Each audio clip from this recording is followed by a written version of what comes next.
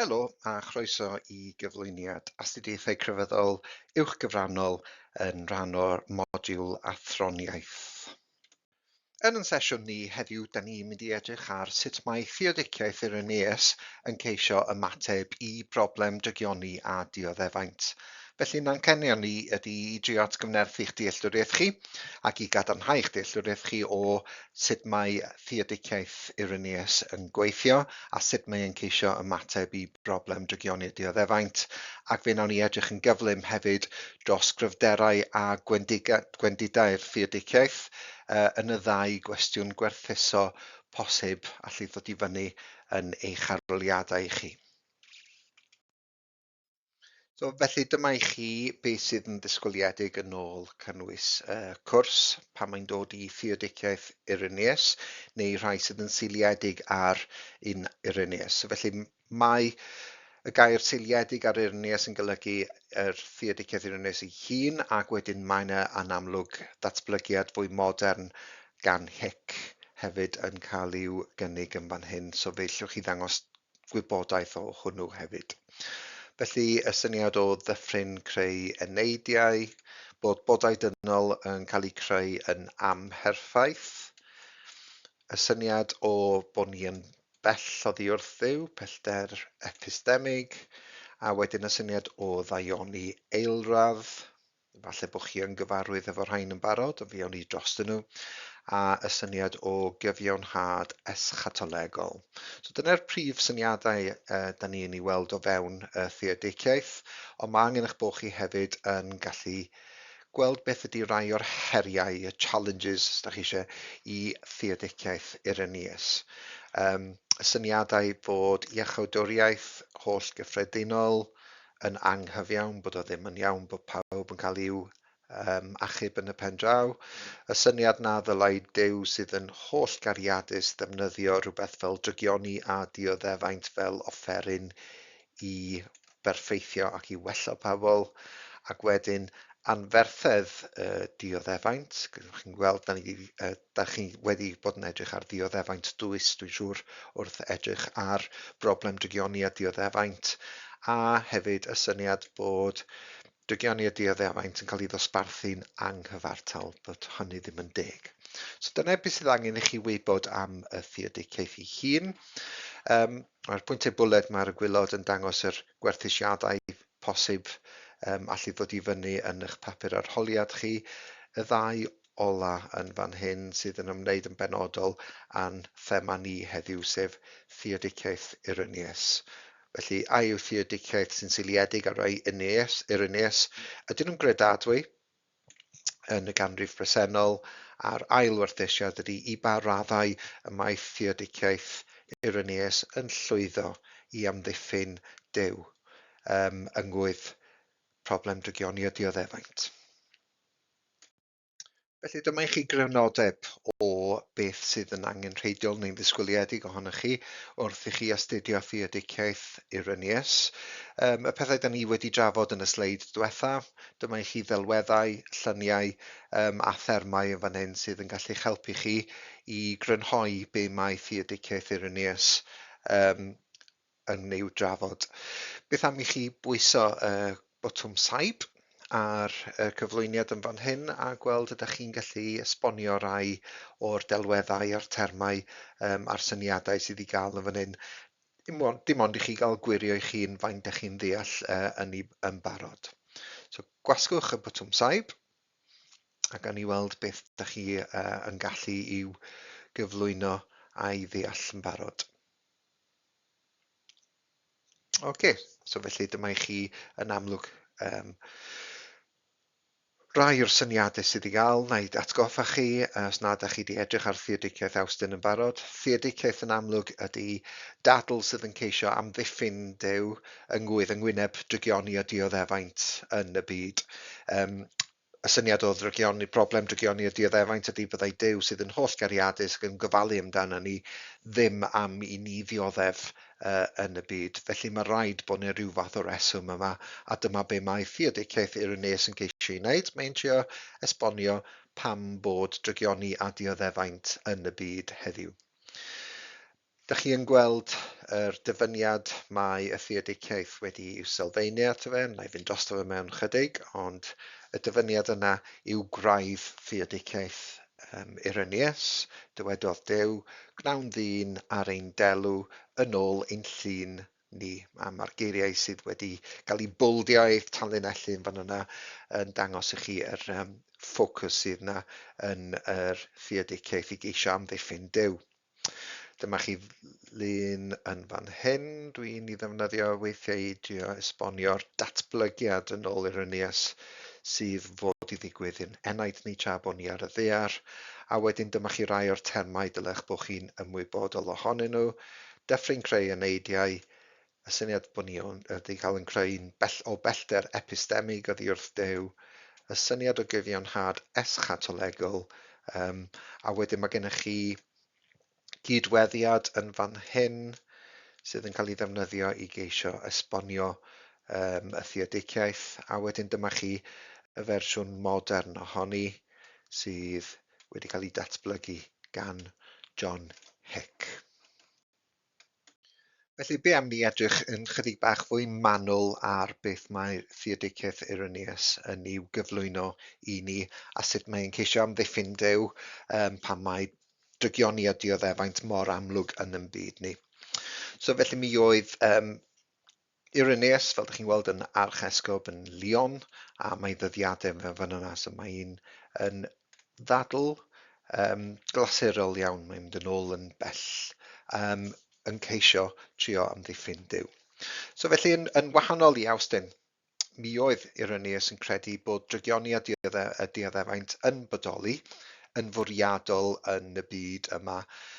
Mi oedd e'n rhan o drefn y creu. Mae Duw wedi creu drygioni a dioddefaint.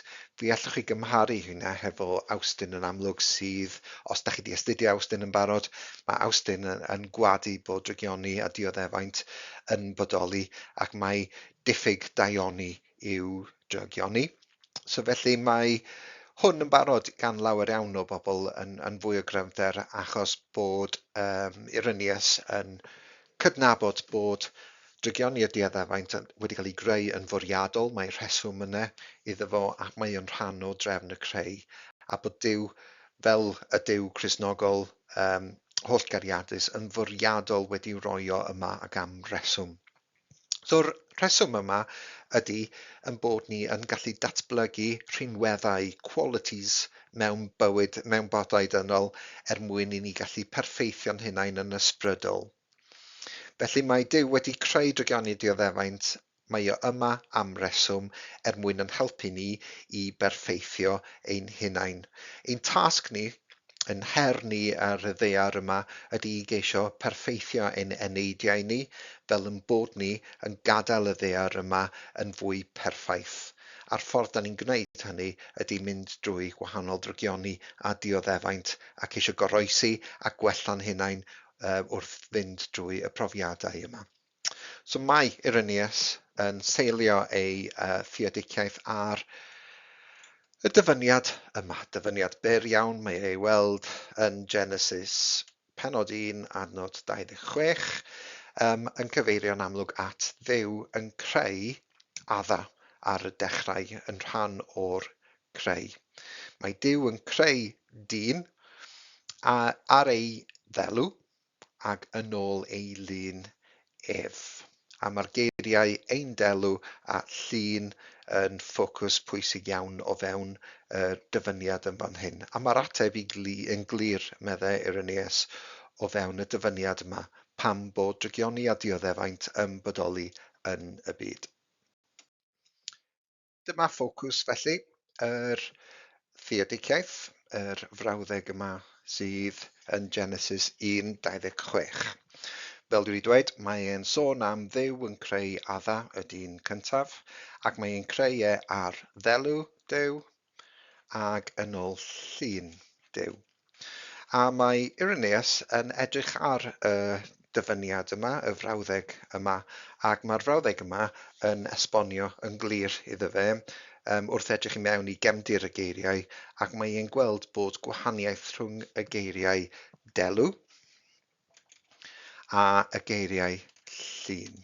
ac mae e'n gweld bod pobl yn dod i mewn i'r byd yma ar ddelw Duw, in God's image.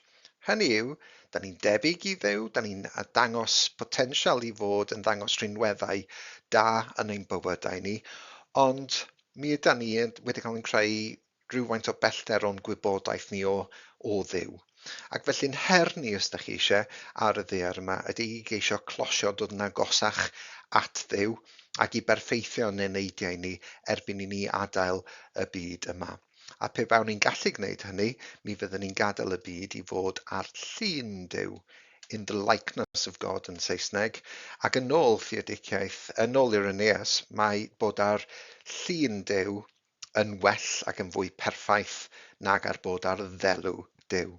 Felly, jyst y diagram syml iawn dwi'n defnyddio fan hyn, da ni yn fod i geisio, da ni'n dod i'r byd ar ddelw Duw, da ni fod i drio datblygu a gwella ein hunain tra da ni ar y ddaear yma, fel yn bod ni yn gallu gadael y ddaear yma yn fwy perffaith ar llun Duw.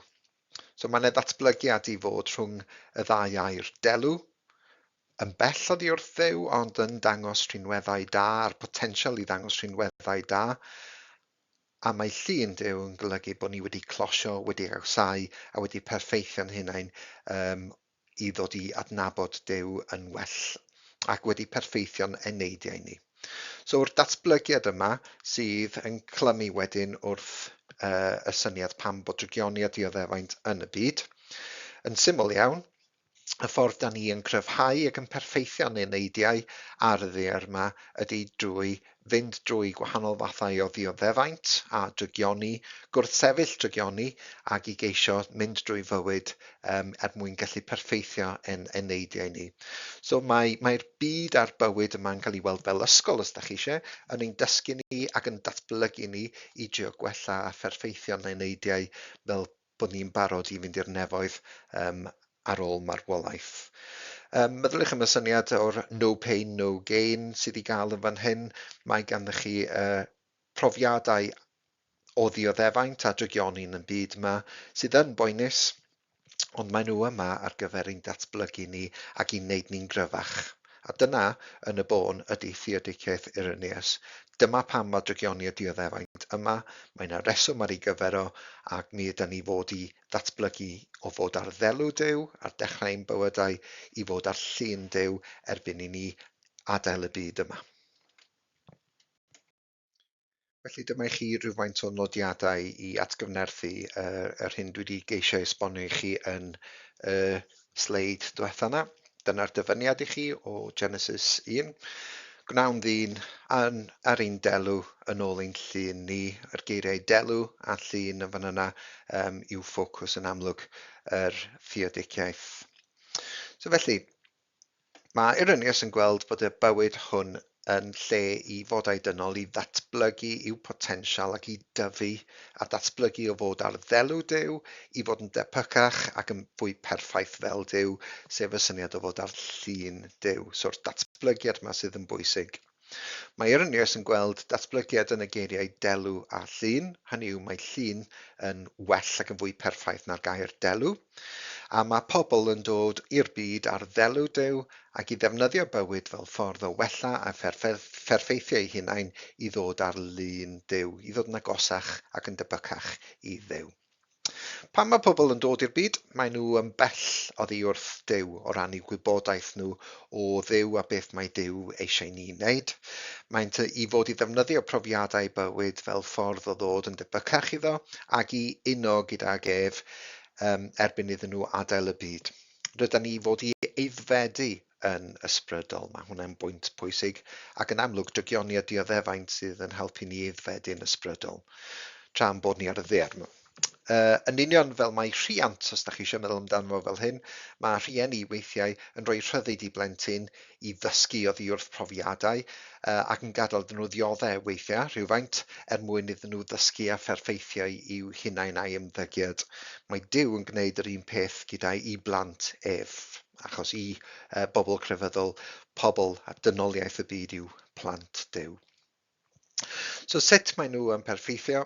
Bydden nhw'n gwneud hyn drwy wynebu problemau amrywiol a'r penderfyniadau maen nhw'n i'w wneud wrth wynebu'r heriau yma. So'r heriau yma'n amlwg yn aml yw'r dygioni a dioddefaint da chi'n weld yn y byd. I bob penderfyniad moesol sy'n cael ei wynebu, ble mae penderfyniad da yn cael ei wneud yn gwbl rhydd, so mae gennych chi'r syniad o wyllus rhydd yn fan hyn hefyd, yna mae unigolyn hwnnw'n datblygu aeddfedrwydd ysbrydol. So drwy'n ewyllus rhydd ni, mi ydyn ni'n datblygu ac yn perffeithio ein hunain drwy wneud y penderfyniadau da hynny ac i beidio gwneud drwg. Mae'n penderfyniadau ni mewn bywyd yn defnyddio ewyllus rhydd i wneud penderfyniadau da ac i berffeithio ein moesoldeb ni ac i gryfhau'r enaid. Yn amlwg, tydi pob unigolyn ddim yn mynd i wneud y penderfyniadau da bob tro, ac mae rai bobl yn mynd i gael eu temtio i fynd oddi wrth daioni ac i wneud pethau drygioni. Ac felly, dyna sut mae Irenaeus yn esbonio'r ffaith bod drygioni moesol yn digwydd yn y byd. Mae pobl yn camddefnyddio ewyllus rhydd ac yn dewis gwneud pethau drwg sydd yn gallu achosi dioddefaint i eraill. Mae yn rhan o'r rhyddid sydd yn angenrheidiol mwyn datblygu y potensial i berffeithio'n eneidiau ni. Felly, datblygiad drygioni moesol, drygionau mae pobl yn i'w greu.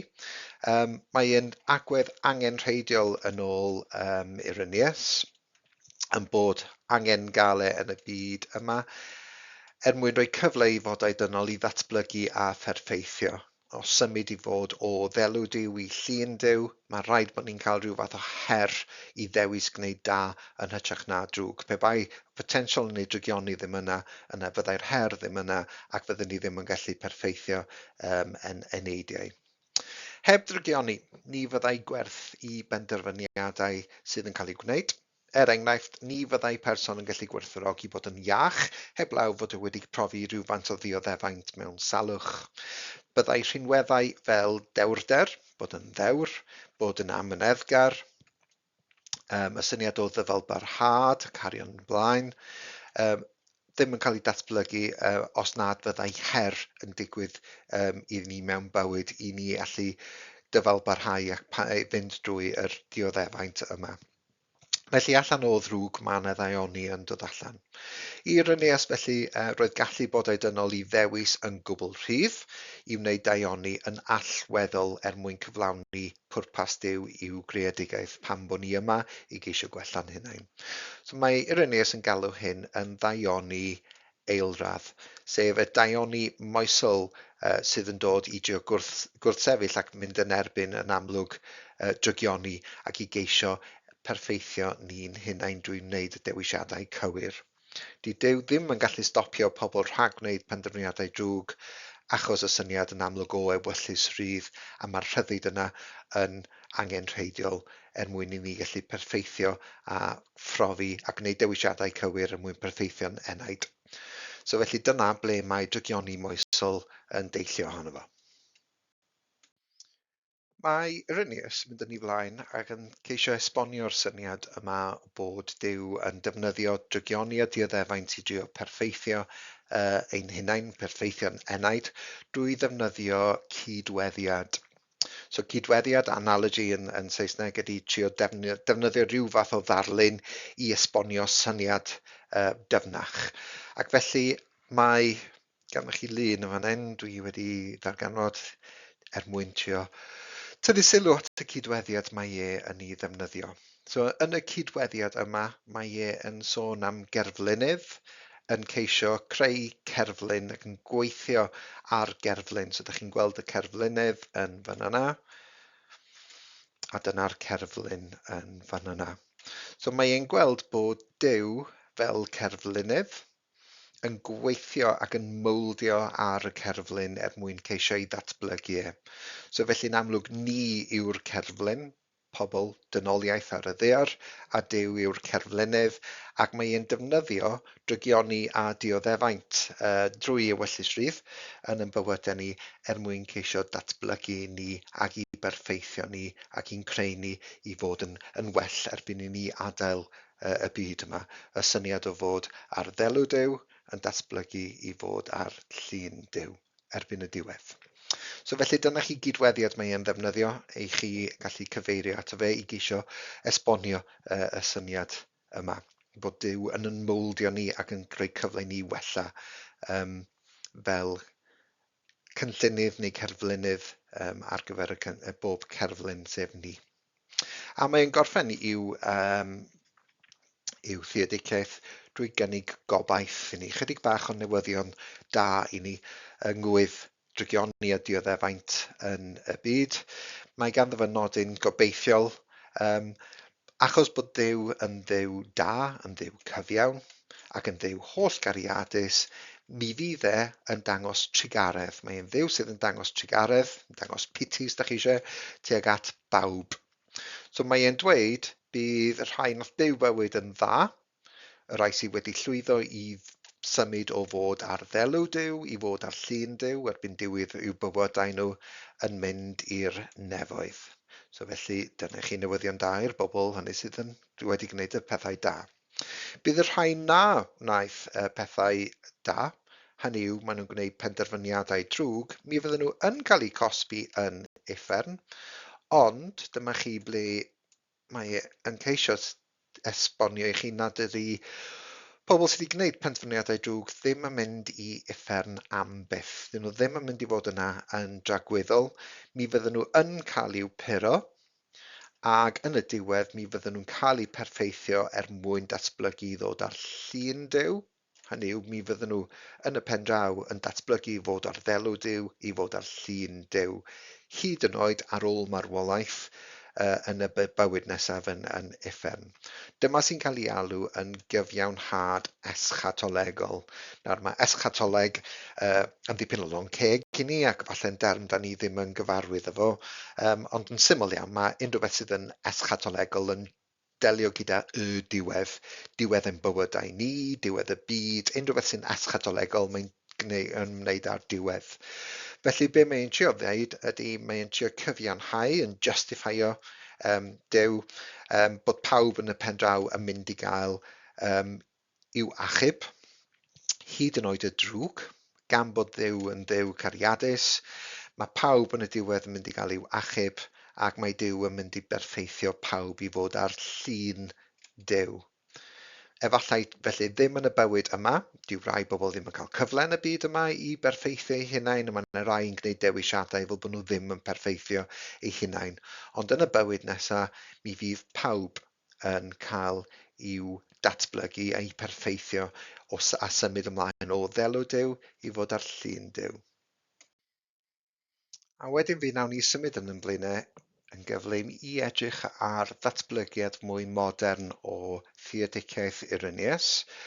Felly mae'r Theodiciaeth wedi cael i'w datblygu a'i chefnogi gan John Hick, a teitl allwch chi ddefnyddio ar gyfer i'w ddadl ef ydy Dyffryn Creu Eneidiau, a mae hwnnw i weld yn i'w lyfrau Evil and the God of Love. Felly, nawn ni edrych yn gyflym at beth mae John Hick yn ei ddweud. So mae e'n datblygu theodiciaeth, a dyna pam mae gennych chi yn y fanyleb, mae e'n sôn am theodiciaeth sy'n seiliedig ar Ireneaus. Mae John Hick yn datblygu i'w ddadl drwy selio ei ddadl ar hyn mae Ireneaus wedi i'w gyflwyno i ni ganrifoedd yn ôl. Mae theodiciaeth mae e'n disgrifio theodiciaeth Ireneaus fel un sydd yn datblygu yr enaid, so felly dwi allwch chi weld hynny, datblygu o fod ar ddelw Duw i fod ar llun Duw erbyn i ni adael y byd yma. Mae'r byd yn cael ei weld fel dyffryn, os hoffech chi. So mae hwn yn drosiadol. Mae'r byd a bywyd yn cael ei weld fel dyffryn sydd, os ydych chi edrych ar y teitl yma, mae'r dyffryn yma, y byd a bywyd, yn gallu creu yn neidiau nhw. So felly mae'r theodiciaeth yn cael ei weld fel un sy'n datblygu'r enaid, mae'r byd yn cael ei weld fel dyffryn, lle gellir datblygu ar ffeithio yr enaid, a dyma chi ble mae'r term pellter epistemig yn dod i mewn. So felly, oherwydd y rhyddid mae Duw wedi rhoi i ni, ewyllus rydd, mi oedd rhaid i Dduw gadw pellter oddi wrth dynoliaeth mwyn iddyn nhw wneud penderfyniadau cywir, mwyn iddyn nhw gallu ymateb i'r herdd i geisio gwneud y penderfyniadau cywir mewn bywyd. Doedd o methu bod reit wrth yn ochr ni yn dweithio ni be i wneud a be beidio wneud. Mi oedd rhaid iddo fe reid rhyddid i ni. So mi roedd hyn yn rhoi rhyddid i ni, fel bodau dynol, i ymateb i Dduw yn y ffordd da ni eisiau. Hynny yw, gwneud pethau da neu ddrwg. Alle Duw ddim bod wedi creu bodau dynol i fod yn ysbrydol berffaith o'r dechrau, oherwydd bod daioni yn rhywbeth sy'n rhaid i ni i'w ddatblygu drwy ein dewisiadau ni yn rhydd, sef y syniadau ewyllus rydd. Mwyn gallu yn amlwg mae'n lot fwy gwerthfawr yn bod ni'n dewis gwneud da iawn ni na'n bod ni fel pybedau bach neu robots bach i Dduw yn bod ni'n gwneud pethau da o'r dechrau. Mae rhaid ni ddysgu y gwahaniaeth rhwng daioni a drygioni a gwneud y penderfyniadau da yn ein bywyd ni. So rhaid rhoi cyfle i bobl ddod i ddeall ac i ddod yn agosach at Dduw drwy symud i fod ar lun Duw. So felly y syniad yma bod ni'n bell oddi wrth Duw ar dechrau'n bywydau nhw, ni yw'r pellter epistemig ni. Dyw'n dealltwriaeth ni o Dduw ddim yn dda ar dechrau ein bywydau ni, ac mae angen bod ni'n closio ac yn agosau ac yn perffeithio'n hunain, a dyn ni'n gwneud hynny drwy drygioni y dioddefaint a'n dewisiadau ni mewn bywyd. Wedyn mae Hic yn cytuno bod Duw yn Dduw sydd yn dangos trigaredd ac yn dangos cariad tuag at bodau dynol, so mae'n ceisio amddiffyn Duw yn fan hyn, mwyn mae e'n ceisio dangos yn bod ni'n cael potensial i ddatblygu perffeithrwydd ysbrydol, ac os nad ydy'n digwydd yn y byd yma neu'r bywyd yma, mae'n y potensial i ni i allu datblygu yn y byd nesaf hefyd, sef yr cyfiawnhad eschatolegol da ni wedi sôn amdano fo. So mae'r nefoedd i'w gael i bawb, a mae'n nod i bawb, boed nhw'n dda neu ddrwg. Mae Duw yn defnyddio'r bywyd yma i'n mouldio ni, i fod yn bobl gwell, drwy drygioni a dioddefaint a'n penderfyniadau ni i beidio gwneud drygioni a achosi dioddefaint. Byddai rhai sydd yn gwrthod Duw yn cael eu cosbi ar ôl marw, ond mae Duw yn fodlon achub pobl o ddioddefaint yn y bywyd nesaf. Caiff y bobl hyn gyfle i gael maddeuant hyd yn oed ar ôl iddyn nhw farw ac yn bod nhw falle yn uffern.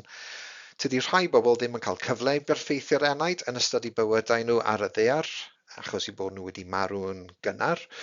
Felly mae Duw yn Dduw sydd yn dda, a mae e yn gyfiawn achos mae'n caniatáu iddyn nhw berffeithio hunain yn y bywyd nesaf. Ac felly o ran drygioni naturiol, allai Duw fod wedi creu byd, fyddai Duw ddim wedi gallu creu byd sydd ddim yn berffaith heb drygioni naturiol, byddai bywyd yn rhy hawdd ac felly ni fyddai yn gallu rhoi siawns i ni i berffeithio yr enaid. Mae angen yr her yma mewn bywyd i ni drwy drygioni naturiol a moesol mwyn ni gallu cryfhau a pherffeithio yr enaid. A dyna ni wedi edrych ar grynodeb i chi o beth mae Theodiciaeth Ireneaus yn geisio i'w ddweud a'i ddadlau, ac hefyd wedi edrych ar beth oedd John Hic wedi ei geisio i ddatblygu o'r Theodiciaeth hynny. Fel nes i sôn ar ddechrau'r cyflwyniad, mae yna 2 bwynt bwled gwerthuso posib allu ddod i fyny fel cwestiwn i chi i geisio i werthuso y cwestiynau B na ar bapur arholiad. So y cyntaf dyn ni'n mynd i edrych yno fo ydy a yw Theodiciaethau sy'n seiliedig ar un Ireneaus yn gredadwy yn y ganrif bresennol. So felly Dyma'ch gair pwysig yn fan hyn, ydyn nhw yn gredadwy, ydyn nhw'n credible, ydyn nhw'n dal dŵr yn y byd modern yma. Y peth cyntaf fyddwch chi'n gallu cytynnu sylw, pe bai cwestiwn fel hyn yn dod i mewn, ydy bod neu broblem yn fan hyn o ran ydy'n gredadwy neu ddim. Mae Irenaeus yn sylfaenu i'w theodiciaeth ar Genesis 1:26, lle mae Duw yn creu adda i fod ar ddelw Duw ac i symud i fod ar llun Duw. Mae pa mor gredadwy ydy e'n dibynnu ar ydych chi'n credu fod Genesis 1:26 yn hanes neu ddim. Os mae'n mytholeg ydy yna diw'r theodiciaeth ddim wir yn gweithio achos llenyddiaeth mytholegol ydy wedyn, ac felly dydy hwnna ddim mor gadarn o ran ceisio cyflwyno rhywbeth sydd yn gredadwy. Ond i'r rhai hynny sydd yn credu bod Genesis 1:26 yn hanes, bod o Duw wedi creu adda yn ôl ar ddelw Duw ac ar llun Duw, yna mae'r ddadl yma yn gredadwy iddyn nhw. So felly nawn ni edrych yn gyntaf ar rai o'r pwyntiau, 3 pwynt fyddwch chi'n gallu sôn amdanyn nhw i geisio dweud bod yr theodiciaeth yma yn gredadwy. A mae angen eich bod chi yn trio gweld pa mor gryf faint ydych chi'n cytuno gyda yr pwyntiau yma. Ydyn nhw'n bwyntiau dilys, ydyn nhw yn ddadleuon cryf neu ddim. Dydy rai yn nhw ddim mor gryf ac eraill. So'r pwynt gyntaf yn fan hyn ydy bod addasiadau modern ar y theodiciaeth yn helpu bobl i weld dilysrwydd yn beth mae Irenaeus. Hynny yw, mae'n y gefnogwyr fel Hic sydd wedi datblygu yr syniad yma o beth o'r theodiciaeth mae Irenaeus yn geisio i gyflwyno. Pe bai hi ddim yn ddadl dda o gwbl, yna bydden y neb yn ei chefnogi hi yn debyg i be mae Hic wedi ceisio ei wneud. So mae hwnna'n ddadl, mae'n ei gefnogwyr i'r theodiciaeth, felly mae rhaid bod yna rhywbeth ynddi hi. Yr ail beth sydd ganddyn ni yn fan hyn ydy bod y syniad bod amherffeithrwydd yn datblygu i fod yn berffeithrwydd. Hynny yw symud i fod o ddelw Duw i fod ar llun Duw. Mae'n cyd-fynd gyda gwyddoniaeth, y syniad o esblygiad a detholiad naturiol yn bod bod bywyd wedi dechrau ar y byd yma ddim yn berffaith ac yn esblygu ac yn perfeithio. Wel, mae hwnna'n cyd-fynd o ran trefn gyda beth oedd Irenaeus yn dweud. Da ni'n dod i'r byd yn amherffaith ac da ni'n troi i fod yn fwy perffaith wrth adael y byd yma. Ac wedyn, mae'r syniad bod ni fod i ddatblygu a gwella'n hunain o ran aeddfedrwydd ysbrydol ni ar y ddaear yma, bod y ddaear yma'n rhoi cyfle i ni wella'n hunain ar y byd. Mae ei weld yn llawer iawn o grefyddau eraill hefyd. Felly mae'n syniad poblogaidd iawn yn bod ni yma am reswm ac yn bod ni yma i fod i wella ac i aeddfedu'n hunain yn ysbrydol tra bod ni yma ar y ddaear. Felly dyna i chi rai o'r pwyntiau fyddwch chi'n gallu cyfeirio atyn nhw dros ddweud bod y theodiciaeth yma yn un sydd yn gredadwy yn y byd modern.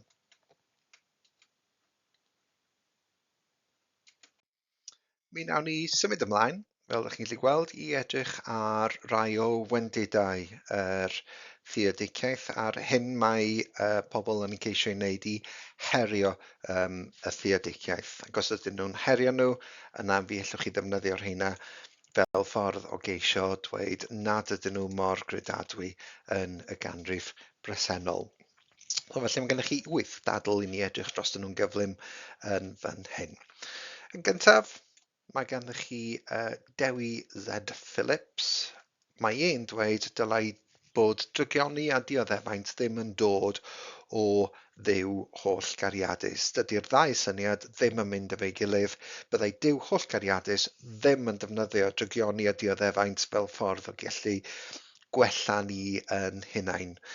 So mae Phillips yn dweud bod dydy achos i niwed i unrhyw beth ddim yn gallu cael ei gyfiawnhau, dylai Duw hollgariadus ddefnyddio offeryn gwahanol i berffeithio ni, bydde fe ddim yn defnyddio drygioni a dioddefaint i geisio gwella pobl.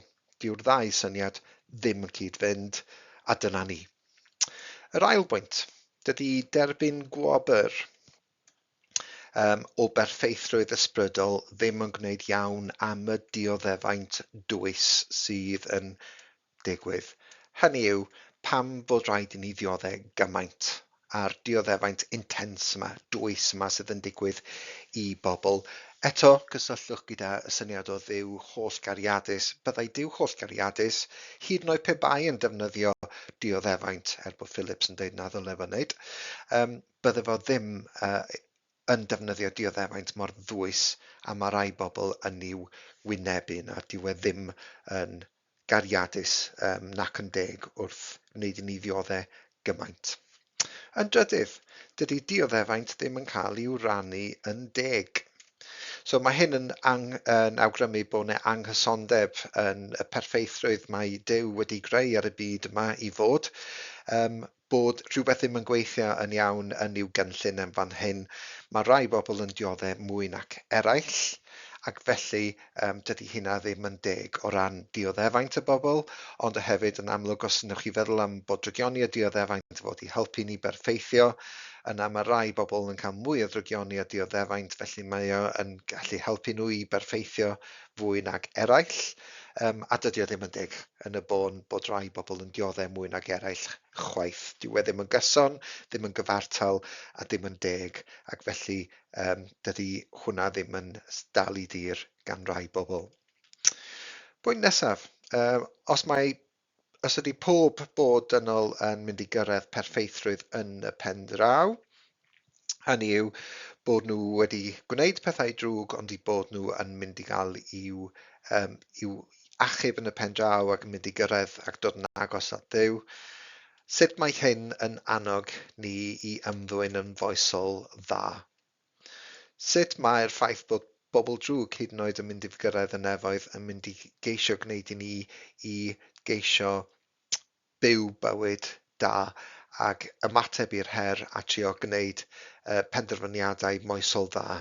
Beth yw pwynt ewyllus rydd os ydy pawb yn y pen draw yn mynd i gyrraedd y nefoedd? A mae'r pwynt nesaf yn cael ei gysylltu efo hwn.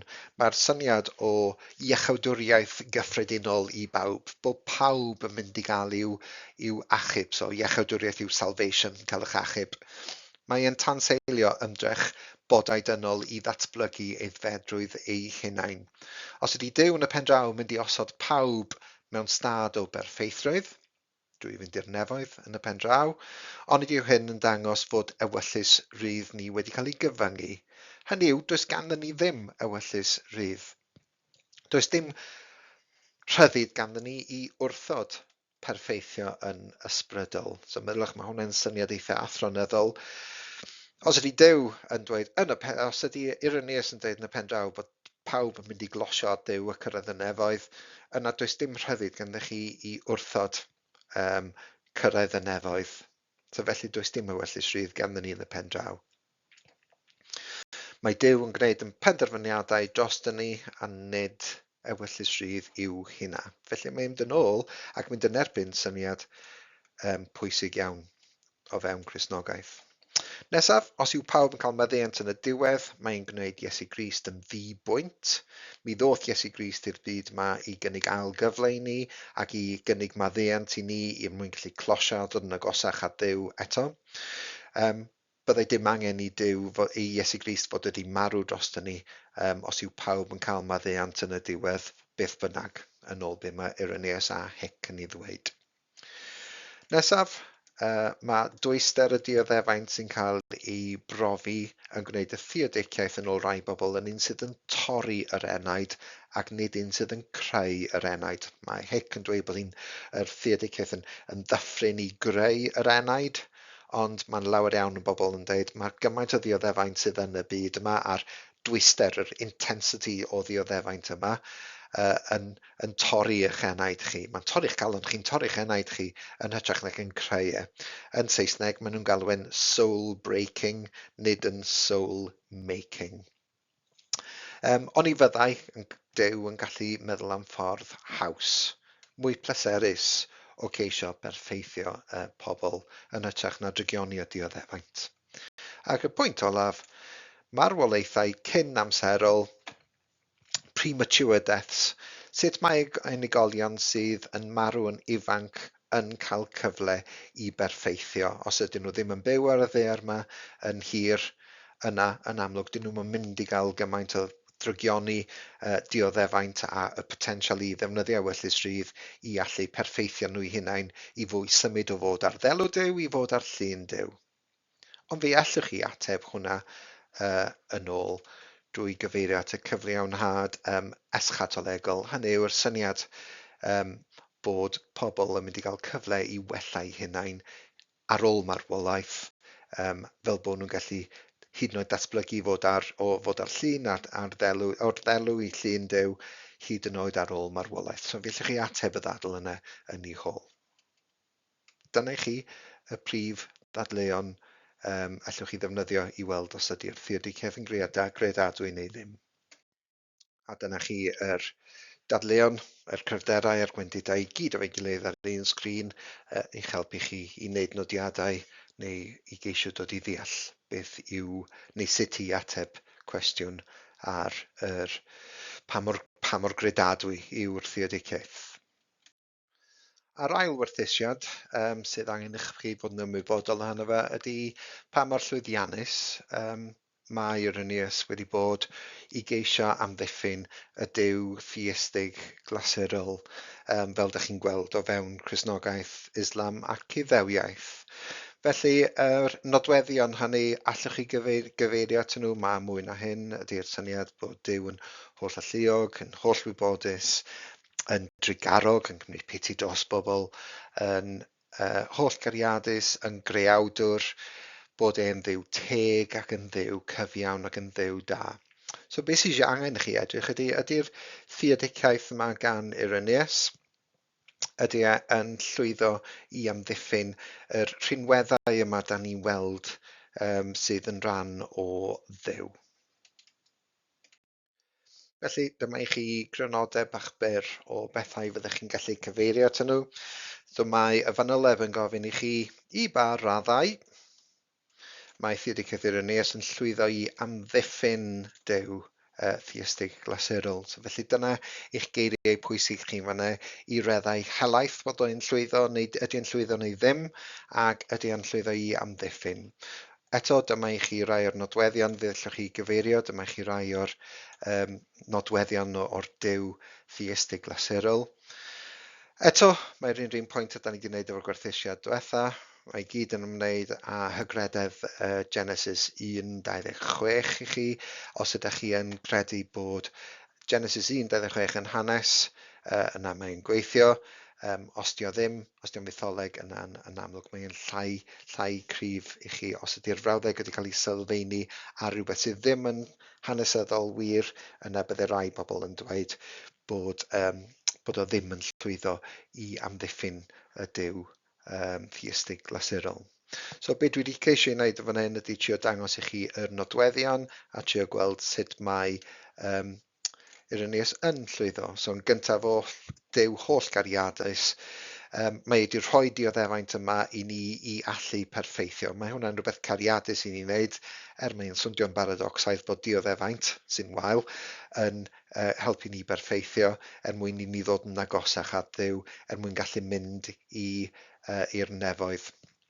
So felly mae hwnna yn amlwg mae wedi rhoi y siawns i ni, ac felly bydde rai bobl yn dweud bod hwnna yn rhywbeth cariadus.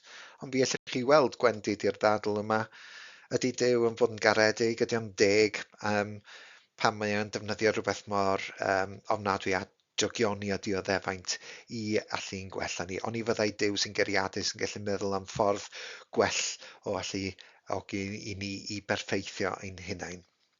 Duw trigaredd, y Duw sy'n merciful, sydd yn dangos piti drosto ni. Mae John Hick yn dweud bod Duw yn rhoi cyfle i bawb gael i'w achub, hyd yn oed ar ôl marwolaeth, yr cyfiawnhad eschatolegol yma. So felly mae hwn hefyd yn dangos Duw sydd yn dangos piti dros bobl sydd wedi gwneud penderfyniadau anghywir mewn bywyd, a bod e'n rhoi cyfle i bawb. Felly mae'n Duw sydd yn deg. A mae eto y syniadau yma fe'i gilydd o fod Duw yn drigarol ac yn holl gariadus, fe fydd pobl drwg hyd yn oed yn cael cyfle i fynd i'r nefoedd yn y diwedd. Mae e'n cymryd piti drostyn nhw ac yn rhoi cyfle iddyn nhw i wella, hyd yn oed ar ôl marwolaeth. Dyna i chi rai sydd yn dangos bod o'n llwyddo, i ddangos bod o ddim yn llwyddo i amddiffyn Duw sydd yn gyfiawn ac yn deg. Mae'n llinell i wedi mynd bach yn anghywir yma. Fe fydd pobl drwg yn mynd i'r nefoedd yn y diwedd. Ble mae'r ewyllys rydd nath Duw roed i ni, dylai pechyduriaid gael yr hawl i ddewis uffern os ydyn nhw eisiau, achos maen nhw'n dewis yn amlwg i beidio cyrraedd y nefoedd. Dylai bod y rhyddid ganddyn nhw i ddewis uffern. Dyw e ddim yn bod yn deg efo'r bobl hynny sydd ddim eisiau cyrraedd y nefoedd. Yn ail beth sydd yn eitha amlwg ydy bod rhoi maddeuant i bobl drwg ddim yn deg, felly dyw e ddim yn dduw teg cyfiawn. Pam dylen ni fyw yn dda a trio byw yn dda a gwneud penderfyniadau cywir os di pawb yn cael maddeuant yn y diwedd? Beth yw'r wobr i ni i fod yn dda yn y bywyd yma os ydy pobl drwg hyd yn oed yn mynd i gael ei achub yn y pen draw? Eto'r syniad o dduw cyfiawn a theg, pam mae rhai bobl yn dioddau mwy nag eraill, yr anghysondeb yma, da ni wedi sôn amdano fo yn fanna, dyw e ddim yn deg bod rhai bobl yn dioddef mwy nag eraill. Byddai eto dod nôl at be mae Dewi Phillips wedi ddweud, dylai bod Duw cariadus ddim yn defnyddio dioddefaint i geisio gwella ni. Bod Duw yn trio roid cyfle i ni berffeithio, dyw'r ffaith bod yn defnyddio dioddefaint ddim yn iawn, a dyna i ddiwedd hi. Allwch chi byth gyfiawnhau drygioni y dioddefaint fel ffordd o wella bobl, gan gymryd bod Duw yn Duw sydd yn holl gariadus. Eto, Iesu Grist yw mab Duw, so felly mae hwnna'n rhan o gred theistig o fewn Cristnogaeth. Beth oedd pwynt dioddefaint ac aberth Iesu Grist ar y groes os yw pawb yn y pen draw yn mynd i gael ei achub? Y syniad yn amlwg bod pawb sy'n troi at Iesu ac yn dilyn Iesu ac yn dilyn ffydd yn Iesu yn mynd i gael i'w achub. Wel, os di pawb yn cael i'w achub yn y pen draw, hyd yn oed y bobl hynny sydd wedi gwrthod Iesu, yna beth oedd pwynt iddo fo farw aberthu hi'n dost ddynoliaeth. Ac yn pwynt olaf, dioddefaint dwys, eto allwch chi gyfeirio bod hi yn torri'r enaid. Mae'r dioddefaint enbyd, mae rai bobl yn ei dioddau yn torri'r enaid ac nid yn creu yr enaid fel mae Hic yn i'w ddweud. Duw cas ydy sydd yn gwneud i ni ddioddef yn ofnadwy, dyw e ddim yn dduw cariadus. So dyma chi rai o'r nodweddion fyddech chi'n gallu dweud fyddai ddim yn llwyddo i amddiffyn y Duw clasurol. Dyma chi gynllun ateb ar gyfer cwestiwn gwerthuso all ddod i fyny fanna. Nid yw Theodiciaeth sy'n seiliedig ar Irenaeus yn llwyddo i ymateb i broblem drygioni o dioddefaint, neu adael i chi weld a darllen drwy'r nodiadau yn fanna. A dyma chi gwestiwn arall, cwestiwn A, yn ceisio esbonio i chi beth ydy yr Theodiciaeth Ireneaidd. Ac felly, dyna chi drosolwg o weld beth da ni wedi bod i wneud. Dwi'n gobeithio bod ni wedi gallu taclo yr pwyntiau sydd i gael yn fan yna a'ch bod chi'n eitha hyderus yn ceisio gwneud y ddau werthusiad ola yna. Fi am i chi wneud nodiadau bach i chi'ch hunain, dilynwch fap meddwl bach fel hyn sydd yn rhoi trosolwg i chi o'r Theodiciaeth ac yn fan yna'r tair rhan yn fan hyn. Yr un modern gan John Hick ac wedyn fi allwch chi nod i'ch prif gryfderau chi i'r Theodiciaeth a'r gwendidau yn fan hyn hefyd. A mi allith hwnna helpu chi wrth i chi adolygu ar gyfer y Theodiciaeth ar un dudalen. Dyna chi rai o'r meini prawf, os ydych chi eisiau edrych arnyn nhw ar gyfer asesu eich hunain os ydych chi yn gwneud ateb. A dyna i chi, Theodiciaeth Irenaeus. Dwi'n gobeithio bod hwn wedi bod o ddefnydd ac yn rhoi trosolwg i chi i atgyfnerthu eich dealltwriaeth chi o Theodiciaeth Irenaeus. Hwyl am y tro.